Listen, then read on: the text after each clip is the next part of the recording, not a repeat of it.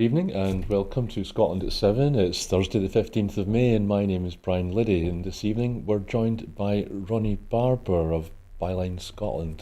Good evening, Ronnie. Good evening, Brian. Thanks for having me on. Not at all. Thank you for giving up a big chunk of your Thursday evening. We really appreciate it. Well, So we'll start with today's Middle East update, and at least 52,928 Palestinians have been killed and 119,846 have been injured in Gaza since the 7th of October 2023. That's according to the Gaza Health Authority. Gaza's Civil Defense Agency said that the death toll from Israeli bombardment since dawn on Thursday had risen to 103. The dead included a journalist working for Qatari television network Al Arabi TV. The network announced on social media, saying Hassan Samour had been killed along with 11 members of his family in one of the strikes in Khan Yunis.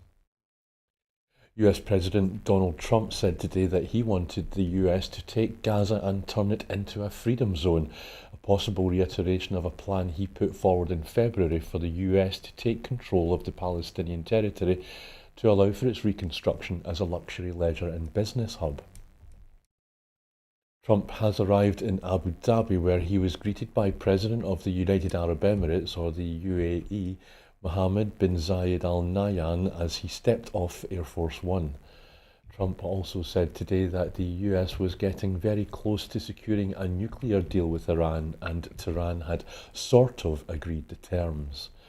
In the West Bank village of Tamun, Israeli troops killed 5 Palestinians in a raid the military described as targeting buildings suspected of being used to plan attacks.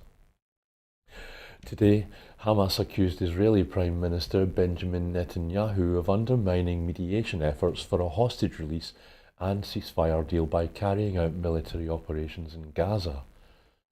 Israel's foreign ministry said it had summoned the Spanish ambassador for a formal reprimand after the country's prime minister described Israel as a genocidal state. Pedro Sanchez made the remarks on Wednesday during an exchange in Spanish Parliament in which his government was accused of continuing to trade with Israel. Israel's blockade has transcended military tactics to become a tool of extermination.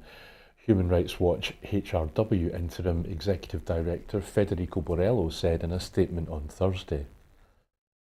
Ben Cohen, of the co-founder of Ben & Jerry's Ice Cream, has been charged with crowding and obstructing, others after he was arrested while protesting against the Gaza blockade during a US Senate hearing. Turkish Foreign Minister Hakan Fidan said on Thursday he will discuss the US decision to lift sanctions on Syria and the roadmap ahead in a meeting with his US and Syrian counterparts later today. Germany's Lufthansa airline group said on Thursday its suspension of flights to and from Tel Aviv would last until at least 25th of May amid ongoing regional conflict. Lufthansa said in a statement the decision to extend the suspension was made due to the current situation without giving further details.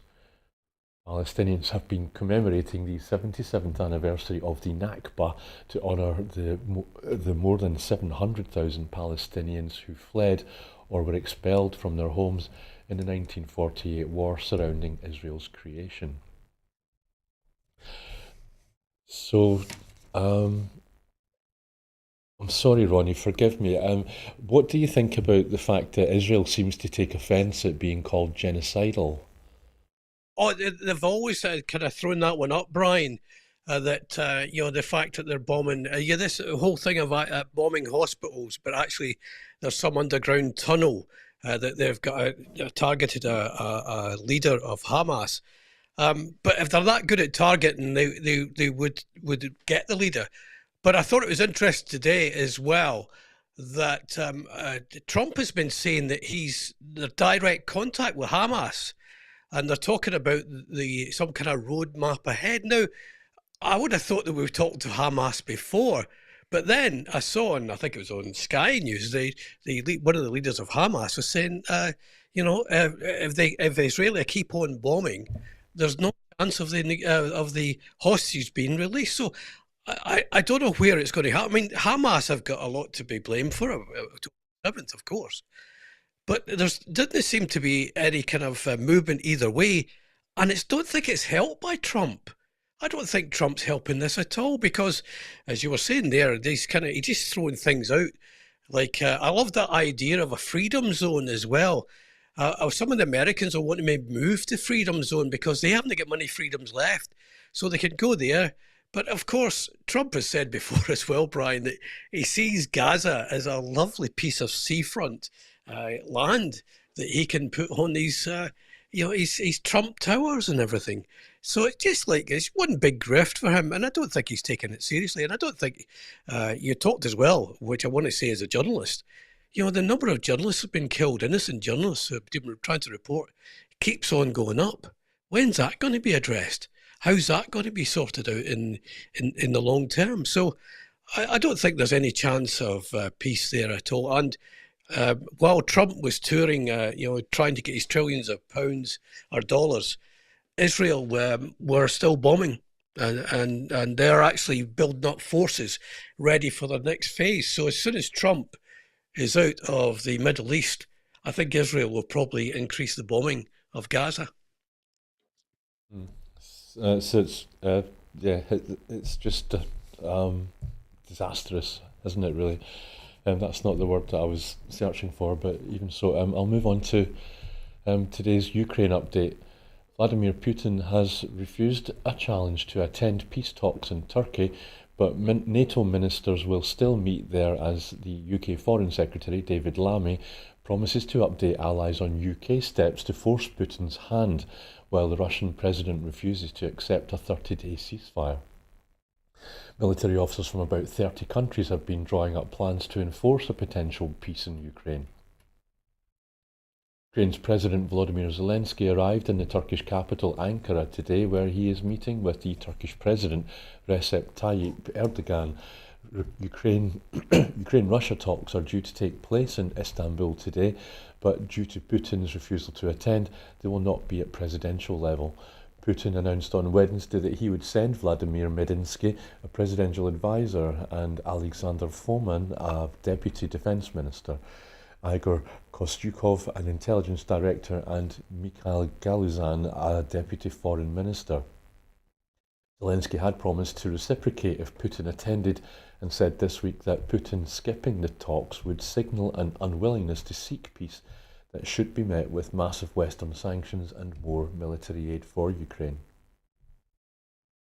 Putin's foreign minister Sergei Lavrov and the Kremlin foreign policy aide Yuri Yushakov, both top negotiators for the Kremlin, were not named in the Russian delegation.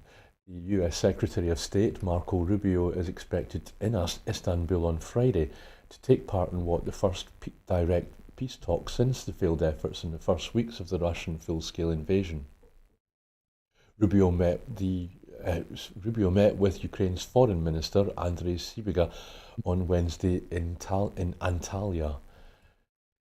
Germany's new Chancellor Friedrich Merz said on Wednesday that there must not be any settlement in Ukraine in the form of a dictated peace from Moscow. Addressing Parliament, Merz warned of military-created facts against Ukraine's will, telling lawmakers it was of paramount importance that the political West does not allow itself to be divided. A Russian missile attack on Wednesday killed 3 people at an industrial site near the northeastern Ukrainian city of Sumy, said the regional governor. Sumy sits opposite Russia's Kursk region. A Russian missile attack on the city of Sumy on Palm Sunday killed 35 people. Ronnie, is there anything in today's Ukraine update that you'd maybe like to highlight? Well, I'm not surprised Putin didn't go to Turkey. Because that's not what a bully does. He doesn't want to meet his victim up front. You remember when you were at school, you usually if there was a bully, you were brought in, the two of you, and the bully was meant to see. Well, Putin was never going to be sent there. Though I have to say, Zelensky's playing a brammer of a game because he's actually called the bluff. He's saying to them, let's meet, I'll meet you anywhere you like, as long as it's a ground floor. I don't want you to be on a second floor. I don't want any balconies near me if Putin's involved. But I'll be interested to see how the EU. I mean, it's good that Merz has actually said he doesn't want a dictated peace. But I think that's probably what we could end up with if Trump still is involved. I think again Trump is throwing stuff out about what he wants the Russians to do, but Putin's going to do whatever the hell he likes. He's not going to bother too much about what even Trump is saying. How it's going to end, I don't know, because from what I can see, the Ukrainians are holding their own. Russia is still losing large numbers of troops as well through injury and death. And the Russian people, of course, won't have any chance of rising up. But it's all about, in the end, it's all about how much Putin will be prepared to accept. I think that's what it's come down to. He obviously, the Crimea aspect, he wants that, but he wants more land. And I do hope that Europe and the rest of the world back Zelensky and say, no, we are a sovereign country and we do not want to be ruled by yourselves. And it's interesting as well, I saw today that Latvia and a place like that, they're really worried about the insurgents of spies from Russia. They're inside trying to get kind of destabilizing there. And of course, we know with Belarus and places like that, there's still issues about their influence in countries that are friendly to Russia. So it's going to be I mean, where will they go if they don't go to Turkey? Where will the negotiations take place? Marco Rubio is going to go there. Well, Marco Rubio, I wouldn't give the back door keys to him because he's absolutely hasn't got a clue. A lot of these advisors are actually, they don't really know what about world diplomacy. They haven't got a clue what's going on. So I thought Europe, and I know that in Scotland, we really back Zelensky and stand with Ukraine. But let's see how much influence Trump has over Putin. I would say very, very little. Yes, and especially after that incredible meeting that Trump and Zelensky had in the Vatican at Pope Leo's um, uh, coronation, I suppose. But we best move on. The Scottish Parliament has debated Scotland's relationship with Europe, calling for closer ties with the EU ahead of a UK-EU Leaders' Summit in London next week. During the debate on the motion Scotland in Today's Europe, the Scottish Government argued that EU membership remains the best arrangement for Scotland and the UK.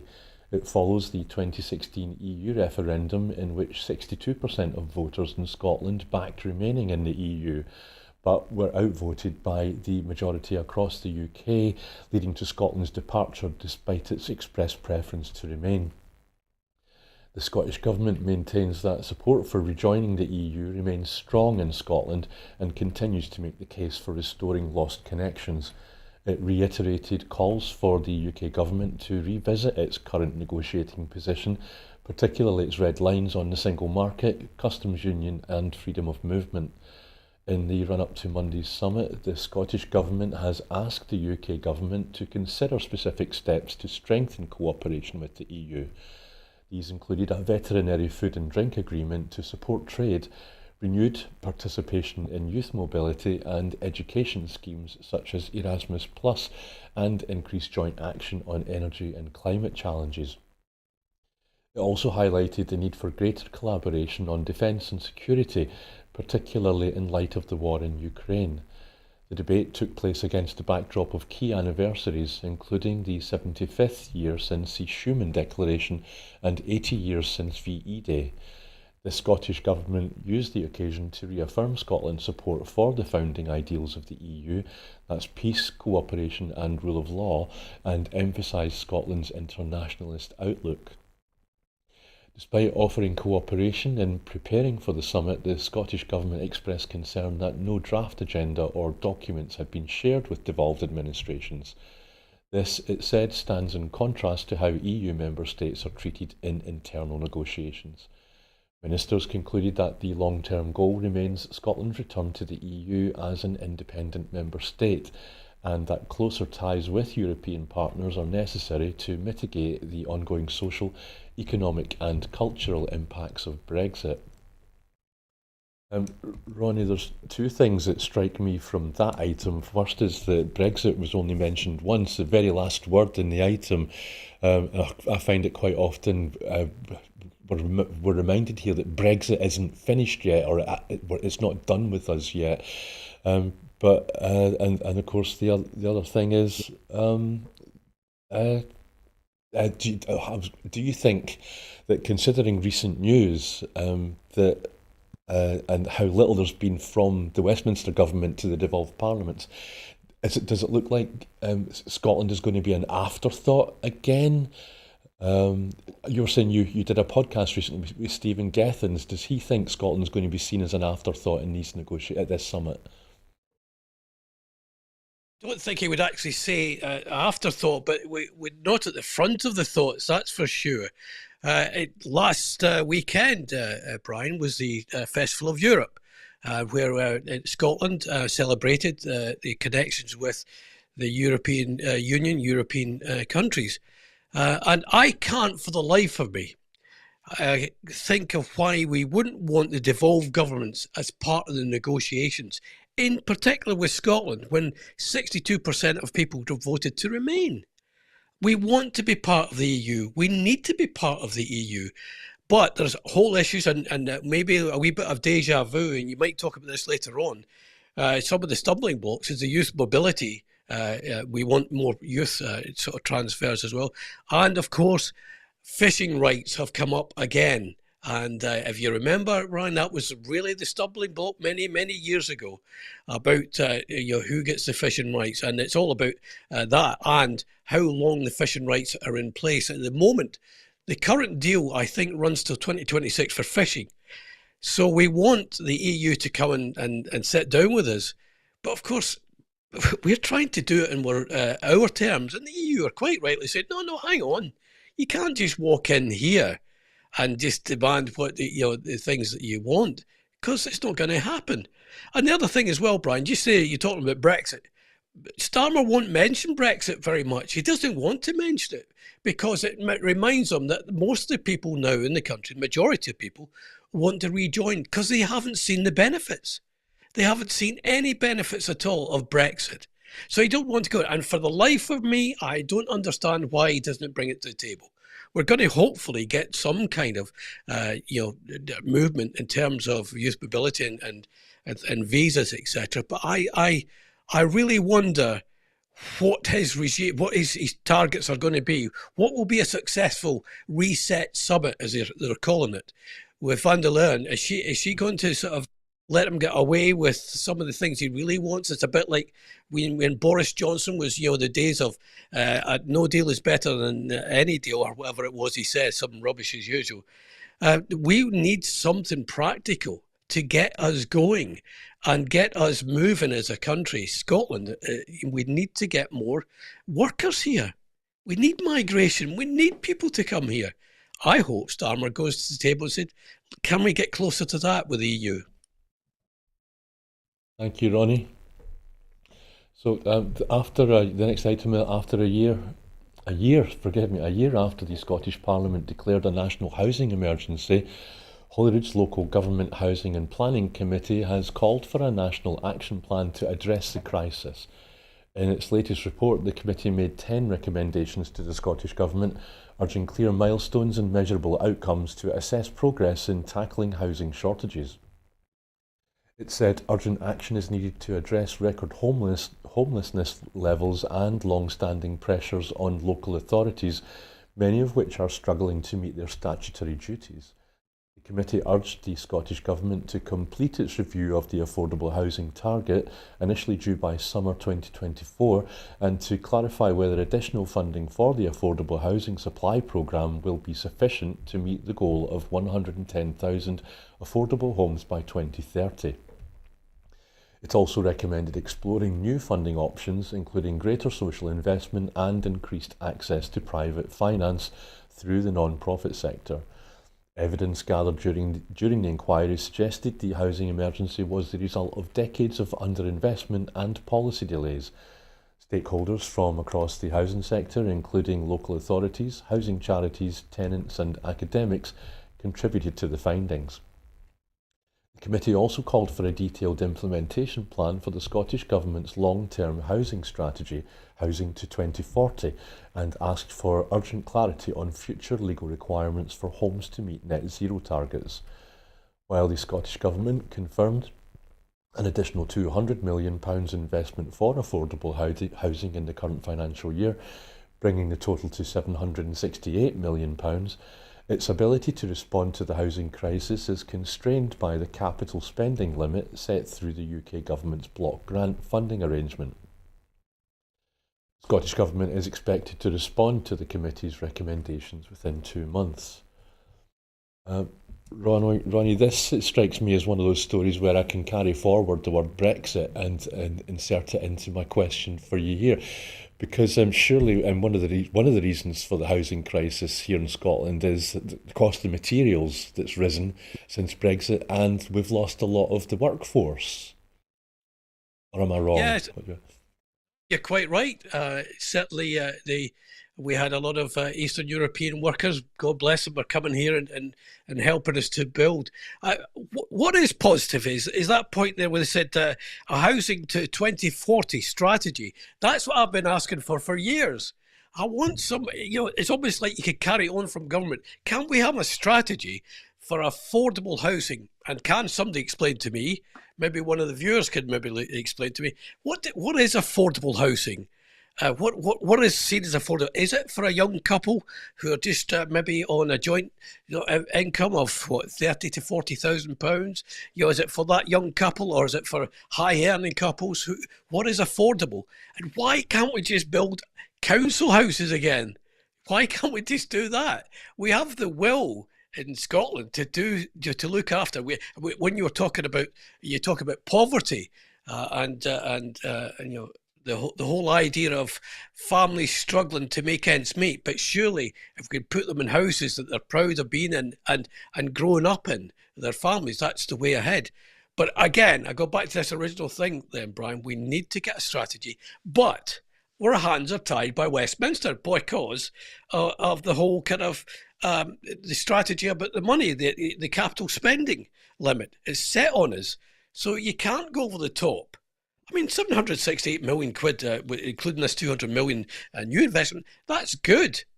But I think I'd love to see the Scottish Government saying, right, as part of this 2040 housing campaign, our housing strategy, we are going to tell you what affordable is, and we're going to target that.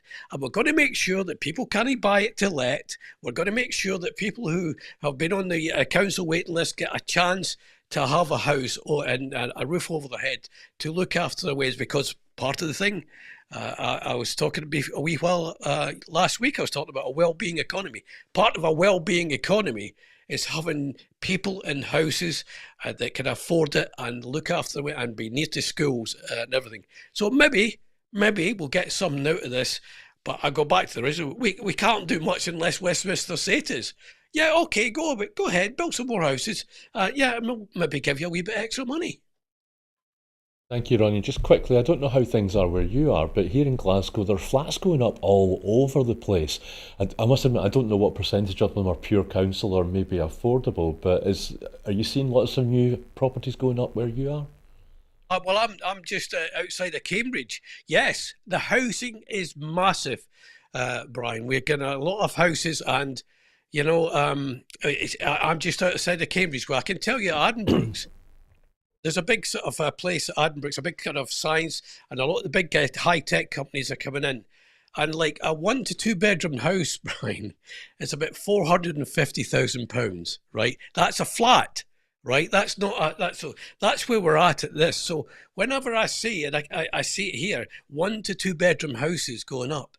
But I just think to myself, I just know investors and estate agents will be encouraging buy to let.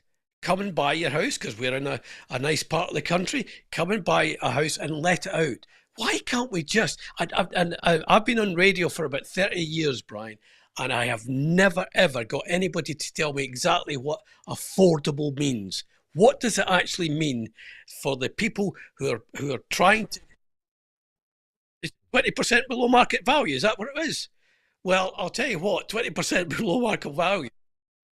I mean, that's just one definition, but 20% below market value, it will vary across the country, places where you are. But you're quite right, Brian. They're knocking up the houses, but who's going to buy them? Who's getting them?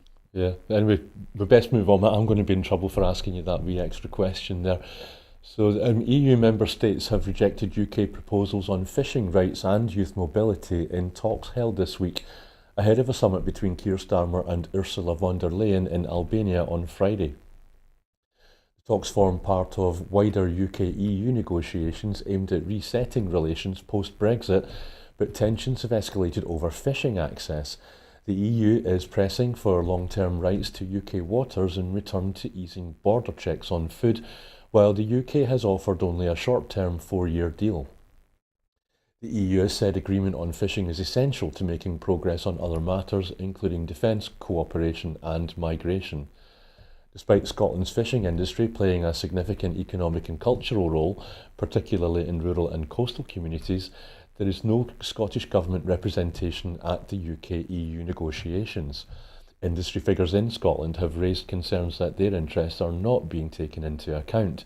In previous votes, Scottish fishing groups backed Brexit and opposed Scottish independence, believing those decisions would protect and enhance their industry. However, many are now warning that the UK Government is again using Scottish waters as a bargaining chip in talks with Brussels. The current trade agreement signed by Boris Johnson in 2020 reduced EU fishing quotas in UK waters by 25% over a transition period ending in June 2026. EU member states now want a long-term arrangement to maintain stability beyond that deadline. The UK's proposed youth mobility scheme has also been criticised by EU diplomats for being too limited in both duration and scope. Plans to charge EU students higher tuition fees and apply the NHS surcharge have further increased tensions. With no formal Scottish voice in the negotiations, questions remain over how decisions will affect key sectors like fishing, which rely heavily on predictable access to markets and resources. So, Ronnie, once again, I'm wondering, is Scotland being lined up to be an afterthought once again, especially when you consider, what's the percentage of fish in the North Sea that is going to be Scottish, that is going to be, as it said in the item, being held up as a bargaining chip, and yet we're not being let in on the negotiations? This is precisely the point. That's a great point, Brian. Is that they want us to be, the Scottish waters to be used, the bargain chip, but we don't have anything to say about it. There's nothing to be, let's hand over to Scotland to see what they think. The other thing as well is that we set up Scottish universities to have students coming in to pay student fees. There are plans to charge EU students higher tuition fees. You just said that near the end of that report there. And you think to yourself, well, what kind of business model is that we set up? And now we're saying because of Brexit, and let's say you use the word again, it's Brexit, and we're going to try and raise more money. Why would people want to come to the UK now, bearing in mind that you're going to have to pay more money, you're going to have a fewer rights? But I'll be interested to see what with this 25% for the fishing rights as well. As I said before, 2026 as the current deal runs out. So is that it's going to be a longer time for they're going to negotiate a longer 10 years to have fishing rights in Scotland. And what about Scotland's rights in this? It's going to be the UK rights, but what about us? We know that Scottish ports are struggling as it is at the moment. Why can't we ensure that? And why can't it be put into, you know what? I think it'd be probably easier to talk to the European Union about Scottish fishing rights than it is to the UK government, because I don't think they're that bothered, but I think the EU probably are. Still comes down to that. We're saying it plenty of times tonight, by the way, Brian. Brexit has caused all this, and why would the EU want us to be part of it? Well, there is one little thing here, and it goes back to Ukraine, that the UK is seen as a formidable partner in the EU, in the European sort of coalition against Putin. So that is a wee light at the end of the tunnel, that the UK can be part of a coalition of the willing, if you like, to fight against Putin in Ukraine. Okay, thank you, Ronnie. New figures from the UK Home Office show a sharp decline in health and care workers' visa applications between August 2023 and April 2025, following UK government immigration policy changes. Applications for health and care worker visas fell from 18,300 to just 1,700 per month during the period, after changes introduced under the Conservative UK government. The Scottish Government has warned that these restrictions are having a serious impact on sectors already struggling with staff shortages, including care homes, health services and hospitality. Concerns have intensified following further proposed measures in Labour's immigration plans. Scottish Government ministers have said the drop in visa numbers is making it more difficult to fill essential roles in health and social care. Excuse me. They warned that the UK Government's current approach, along with Labour's proposed crackdown, risks long-term damage to critical services. Labour's new white paper includes plans to raise English language thresholds, double the time needed to qualify for settlement, and block new visas for social care workers. The Scottish Government argues that these restrictions are worsening workforce challenges, particularly in rural and island communities where attracting workers is already difficult. They have said that decisions made at Westminster are not taking account of Scotland's distinct demographic and economic needs. Industry leaders in the care sector have also voiced concerns that if visas for overseas care workers are further limited, the sector could face severe disruptions. The hospitality industry, which also relies on international recruitment, is facing similar pressures. The Scottish Government has repeatedly called for a tailored immigration system that reflects Scotland's labour market requirements. It continues to argue for more devolved powers over immigration to address the country's specific needs. Ronnie, I think the First Minister brought this up in FMQs today, even though he wasn't asked about it. But again, it seems to me there's a theme. Is this Scotland again being considered an afterthought? And didn't Anna Sarwar say that he was in discussions with Starmer about a tailored immigration system for Scotland? Any sign of that? Yes, I wondered where that had gone. It's a good thing you reminded me, Brian. Yeah, we must ask Mr. Sarwar where that's gone. This thing about Starmer introducing all these new regimes, it's hardly as if our care sector's working brilliantly. You know, this idea that we're going to cut back on the number of people coming from other countries. The United Nations of Care, I call them, people who go in and work in our care sector, our hospital sector, they come here and God bless them, thank them for doing that. But it's hardly as if the care homes that they've got at the moment, I've got too many workers. They don't have enough workers, and we're going to make it harder for them to come here. And we're going to put sort of strict things on about this whole thing about, don't get me going, about English language thresholds. You know what that's about? It's always about received English. You know, unless you can. Well, I'm sorry, but maybe we won't pass it if I go into this whole thing about.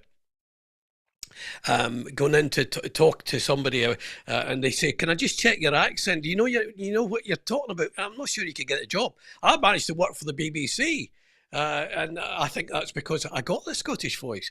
But when we got down to the whole idea of a care sector, who are our most treasured things we have in our lives are our children and our elderly. Right, and yet we seem to see that this is just a job that doesn't really need that any training. It's a high trained. You think about nursery nurses, and you think about a care sector. These people need to be highly trained, but their wages are terrible. You know, they are absolutely ridiculous. It's hardly as if they're coming over here and taking loads of money back to where they come from or where they originally came from. I'm glad Scotland needs new Scots. We need people to come here. We need them to fight because we built this country up on immigration, and now the UK government's decided, well, we maybe not do that. We'll maybe make it harder to come here. I honestly don't know. I don't know what this Labour Party's about anymore. I never thought I would see this. Could have been said by the Tories. This strategy, in fact, probably even Reform could have said the stuff that came out of Starmer's voice the other day about immigration. I'm just appalled. And Ronnie, I really am going to get my knuckles wrapped, but when the virus struck, weren't we told that everybody had changed? Frontline workers were considered more important than bankers, and everything was going to be different. And it seems very quickly it all just went back to the way it was. Yes. Why is it, Brian, that somebody looking after an infirm person is not, accepted as a highly trained person? Your mum or dad, or even when, I mean, I'm getting into that age now. I want to be looked after somebody who wants to be there, because that's the other argument. We're going to train British workers. Well, they've tried that. If you talk to some care home owners, they've tried to use British people, but they don't stay. They don't stay because the job is hard. It's hard work. I mean, that's the big thing. Well, is when we're trying to break through and to build and the social care, as Boris Johnson was saying as well. Remember, Boris Johnson said we're going to have a social care strategy. Where is that? It's not there. We should be making it easier to get trained. I'm all for more training, absolutely more training with decent qualifications for care home workers and actually well-paid jobs, because a lot of the care homes are in the private sector. And of course, private sector means profit. Yeah, I think, again, First Minister today said in FMQs that the Scottish Government are looking at buying out some of the private care homes, but we best move on. The UK economy grew by 0.7% between January and March, outpacing expectations and marking its fastest quarterly expansion in a year, driven largely by investment and export activity. Figures from the Office for National Statistics showed that gross domestic product, or GDP, growth in the first quarter beat forecasts of 0.6%, with significant contributions from the services and production sectors. This follows a modest 0.1% rise at the end of last year. The growth was supported by businesses advancing purchases ahead of anticipated US tariffs announced by President Trump in April. Services, which make up the bulk of the UK economy, rose by 0.7%, with strong performances in retail, advertising and IT services. Production output also increased by 1.1%, while the construction sector showed no growth. Export volumes grew by 3.5% after 3 quarters of decline, with international trade contributing 0.4 percentage points to overall GDP. UK Chancellor Rachel Reeves welcomed the figures, which she said reflected the strength of the government's economic strategy. The UK economy was the fastest growing among G7 nations in the first quarter. However, economic risks remain. Analysts noted that the early year boost was likely due to short-term factors, including a rush to invest in machinery and technology before higher US tariffs took effect. There are concerns that growth may slow in the second half of the year, particularly if global trade tensions escalate and domestic business confidence weakens. The UK government continues to pursue trade deals and industry support. Forgive me, I'm going to start that again. The UK government continues to pursue trade deals and industry support measures to shield the economy. Recent agreements with the US and India, as well as efforts to improve EU relations post-Brexit, are part of a wider industrial strategy. Despite resilient consumer spending so far, both the IMF and Office for Budget Responsibility have downgraded UK growth forecasts.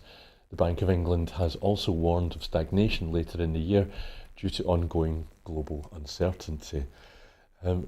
Ronnie, this is a funny one. It's like it started out well, it looked like really good news, and then maybe it's not such good news, and I don't know. But do you think maybe there's a slim chance that this means Brexit is actually working?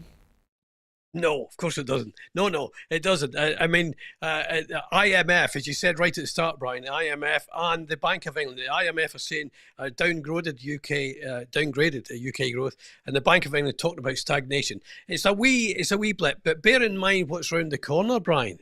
We've got the tariffs really kicking in soon, and by the way, there's every chance we upset Trump again, he'll put the tariffs up. So there is still a huge amount of global uncertainty which can be landed.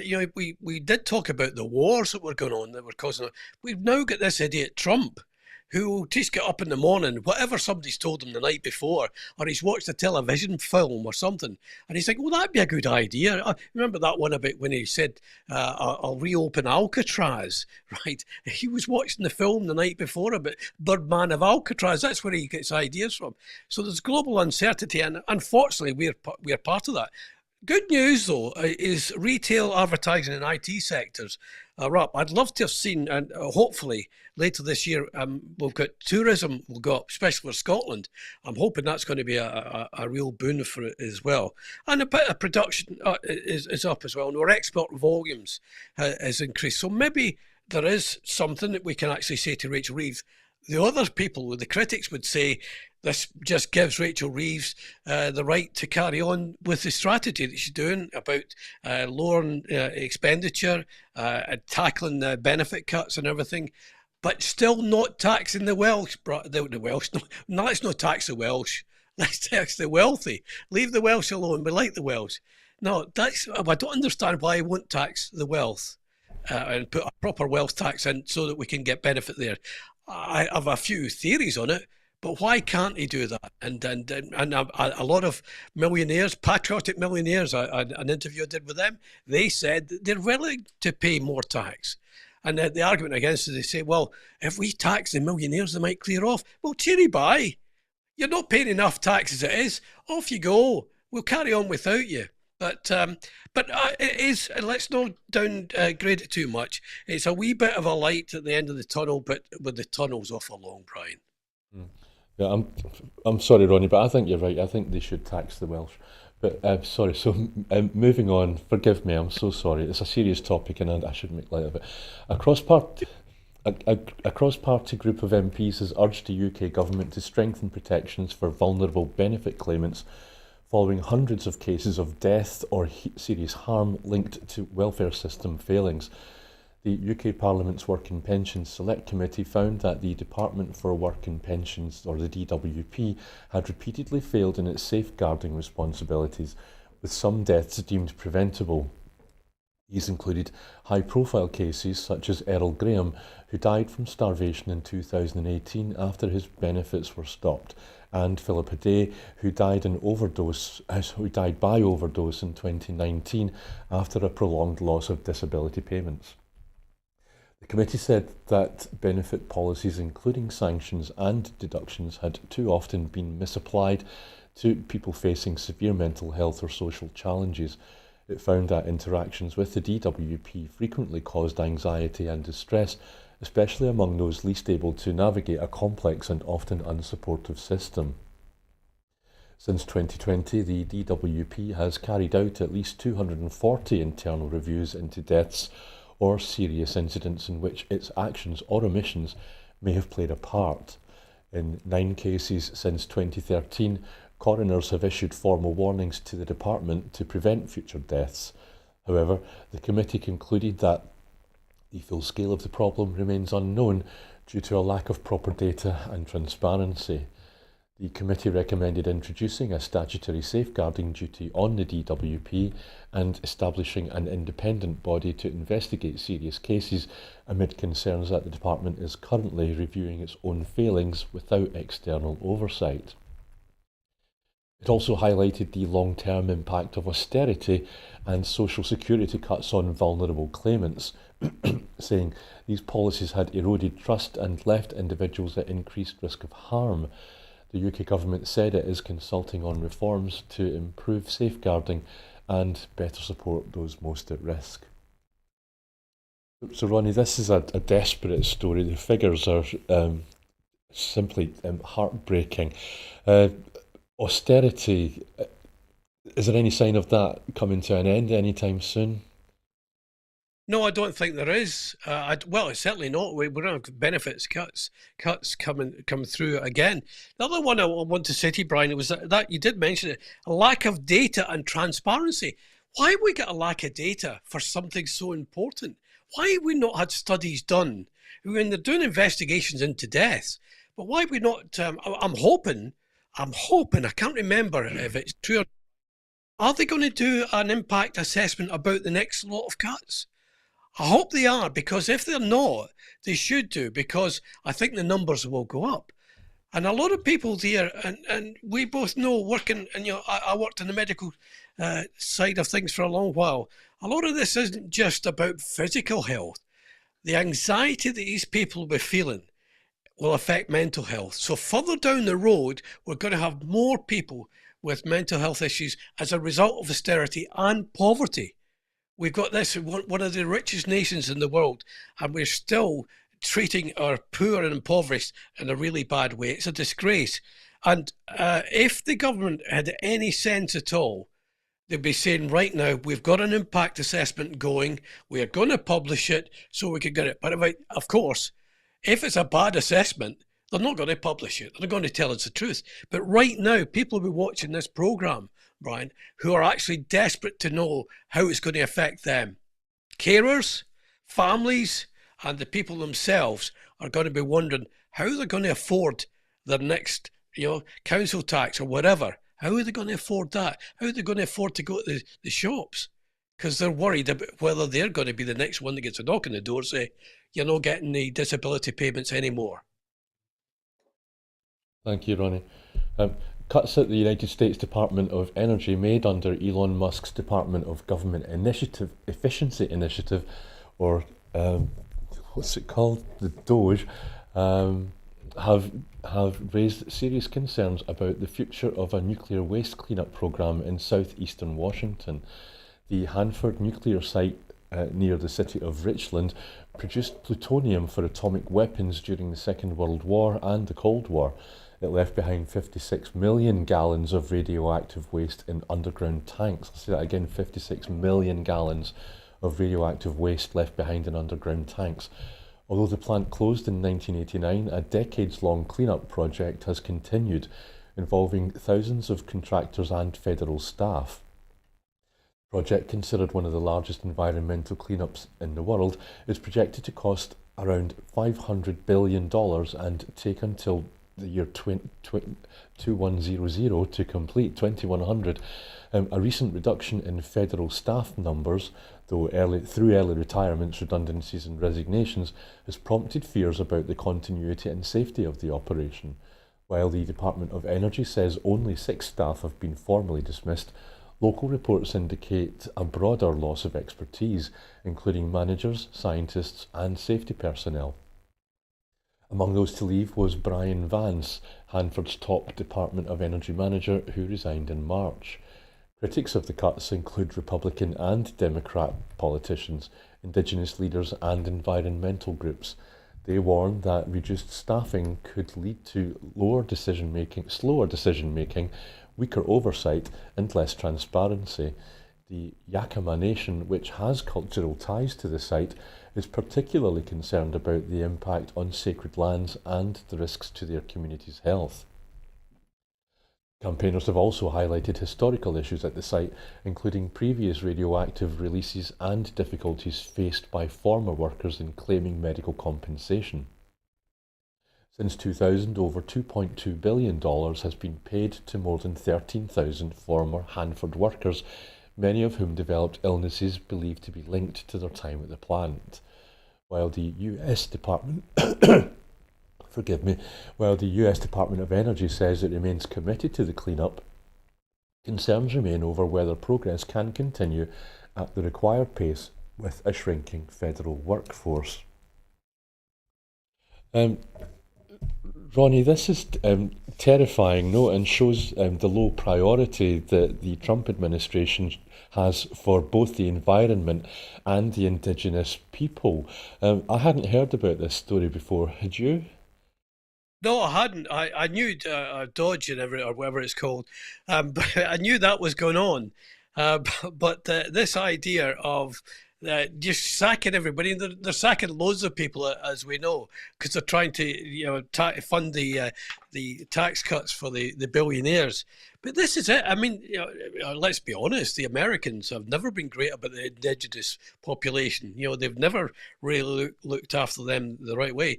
But when I was reading this, Brian, I was just thinking about. I don't know if you saw that story this week about RFK Jr. The fella, it's the health chap in America, and he went swimming in some kind of lake or river with a load of sewage. It was one of the highly contaminated with sewage things. I would suggest that RAF, he was trying to make out that would, you build up some kind of immunity if you swim in sewage. Yeah. I was thinking maybe he could swim in some of that contaminated nuclear water. Maybe that would he could maybe come out a wee bit shiny. But the other one as well is we're talking about nuclear energy. In this country, the small reactors and the bigger reactors, and we're talking about Hinkley and everything. We've still got to get rid of all this stuff. How many times have we had discussions about the waste that's produced? They said, you said it yourself, 2100. Right, 2100 is when they're expecting. That's our kids, that's our grandkids that are going to get to dealing with that. So we have to have a broader look about nuclear energy, and actually clearly think about how we're going to mop it all up. Thank you, Ronnie. Yes, shades of The Simpsons there as well, isn't there? The three-eyed fish and things like that. Yes. Again, I'm doing it again. I'm so sorry. The Scottish National Investment Bank has made a strong start since its launch in 2020, according to an Audit Scotland report, but UK government treasury rules may limit its ability to become financially self-sustaining. Set up to invest independently in commercial projects addressing climate change, driving innovation and supporting communities, the bank has committed over £785 million to 43 businesses and projects by the end of 2024-25. It has helped attract £1.4 billion in private investment and supported the creation or safeguarding of more than 3,000 jobs.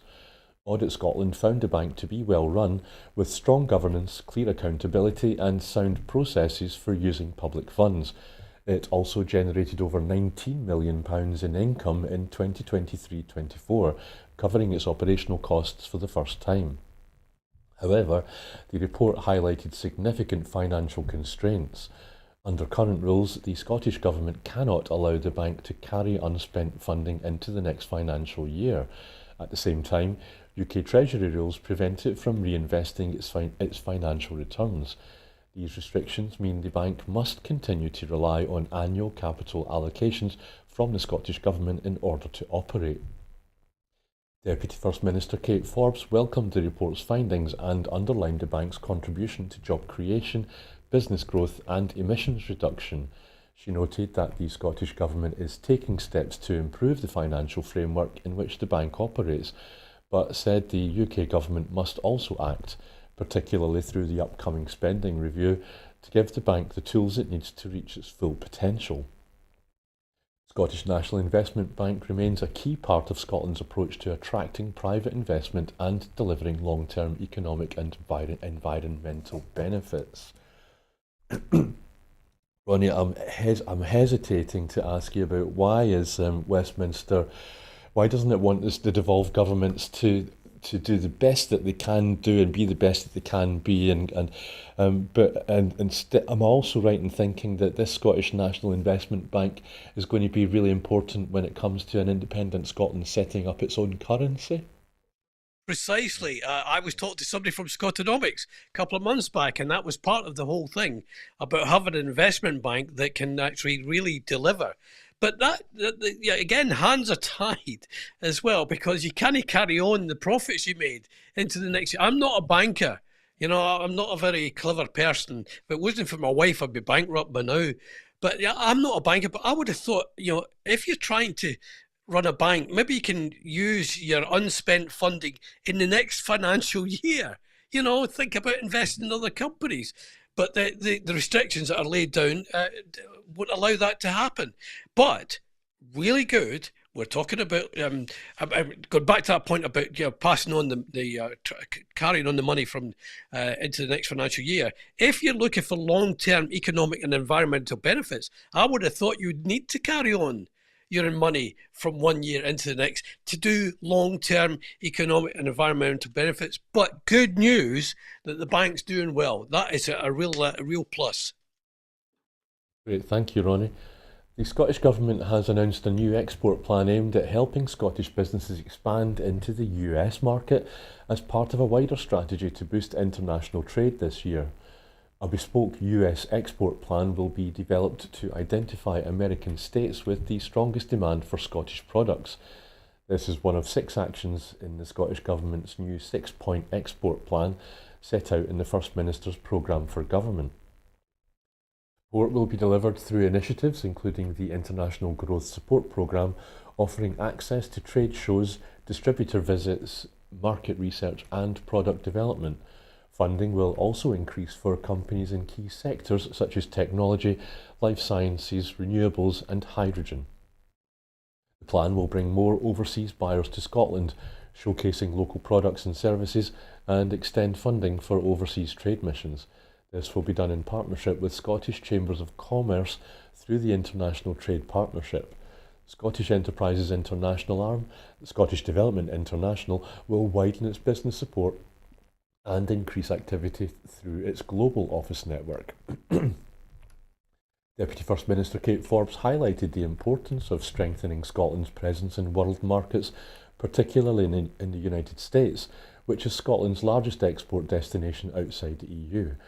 She said expanding support for exporters would help Scottish businesses respond to shifting global trade conditions.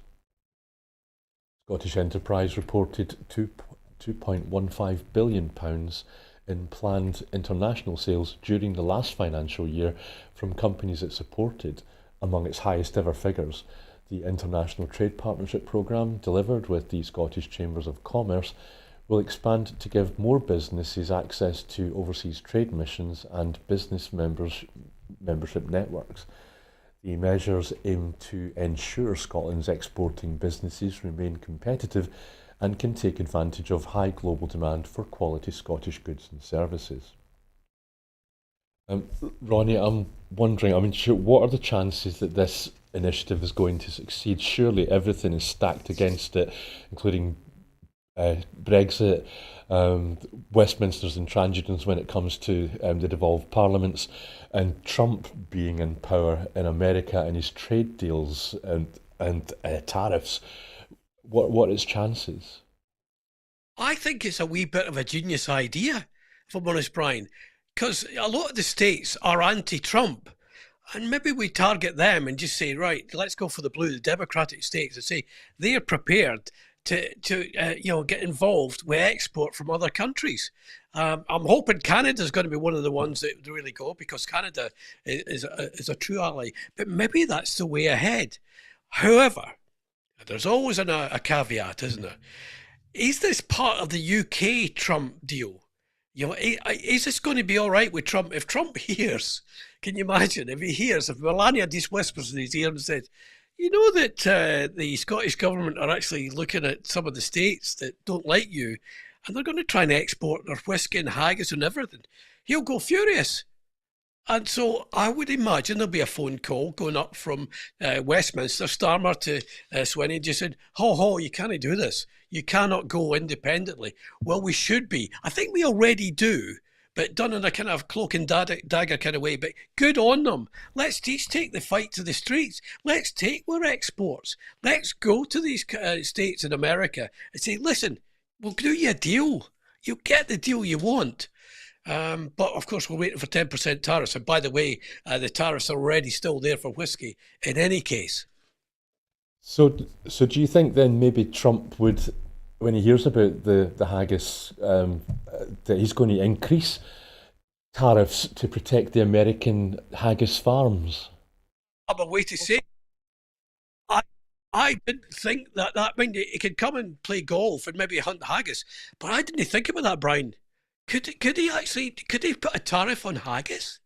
Would the haggis be under threat of a Trump tariff? That's a disgraceful thought, Brian. Maybe we shouldn't say it too loud, or he'll be like a Flynn. No, right, let's sort out the Scots. Yeah, 125% haggis tariff. I'm sure it's something we'll be coming back to in future programmes. That's it for this evening, Scotland at 7. So thank you to Ronnie for giving us such a large chunk of your time this evening. And I think this is your first time, so hopefully here in Broadcasting Scotland, so hopefully you won't find it too traumatic and you'll come back again. Oh, I've loved every minute of it, and I can't wait for the cheque to come through as well, Brian. Is there a big cheque? Do you send me a big chest of money or something? Yeah, it's blank. It's already on its way. I promise. Good to see you, Brian. Okay, so before we go, I just want to remind you at home that here at Broadcasting Scotland, we depend on the generosity of you, our supporters, to everyone who has donated and to everyone who has signed up to make a regular monthly payment. We thank you very much. We were £16,000 short of our funding requirements in 2024, which has left us short of the money we need to pay our bills. We face costs of about £4,000 a month, and we gratefully received donations of about 2,500, but as you'll have noticed, that's smaller than 4,000. We have raised over £7,000 this year so far, but we still urgently need to raise at least £5,000 if we're going to be able to pay our bills now. Our programmes, will always be free to view, but if you can afford another £5 a month, please do consider becoming a Broadcasting Scotland supporter, or just donate whatever you can afford. But thank you again, Ronnie Barbour, and thank you to our guests at home. Thank you for watching. Bye.